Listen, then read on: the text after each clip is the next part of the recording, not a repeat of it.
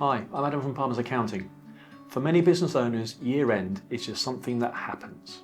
The books get sent over, the accounts are prepared, and the tax bill arrives. But if that's the first time you've really looked at the numbers, it's often too late to do anything about them.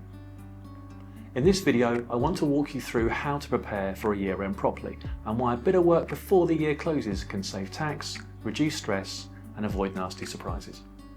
Your financial year end is the cut-off point for reporting profits and calculating tax. Once that date has passed, many planning opportunities disappear. You're no longer making choices, you are just reacting to the outcome. This is why we always recommend a pre-year end review, ideally 1 to 3 months before the year closes. It gives you time to understand where your business is heading and take action while you still can. The first step is making sure your records are up to date and accurate. That means all sales are invoiced and all expenses are recorded, and bank accounts are reconciled. It also means reviewing unpaid invoices and outstanding bills, checking that expenses are correctly categorised and that you're making sure payroll figures agree to your accounts. If the data is messy, the numbers are unreliable, and unreliable numbers lead to poor decisions. Before year end, you should have a clear view of your projected profit and likely tax bill.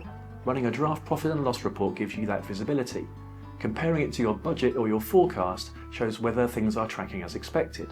If profits are higher than planned, that could open up tax planning opportunities. If they are lower, it can highlight cash flow or margin issues that need to be addressed. The key point is seeing this early, not after the year end is closed.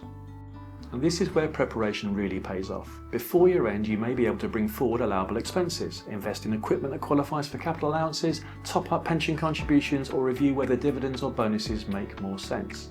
You can also tidy up the director's loan accounts, review stock levels, and deal with any accruals or prepayments properly. Once the year end passes, many of these options disappear. The year end should not be just about filing accounts. It's a natural point to step back and ask bigger questions. How is the business performing compared to last year? Are margins where they should be? Is the current structure still tax efficient? What needs to change going into the next year? When you treat year end as a review point, the numbers become a tool, not just a requirement. Preparing properly for the year end is one of the simplest ways to stay in control of your finances and avoid nasty surprises.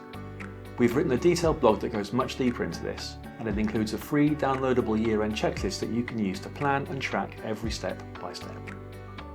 You can find the link below, and if your year end is approaching and you want help reviewing the numbers before it's too late to act, speak to us here at Partners. We'll help you go into the year end prepared, not panicked. See you next time.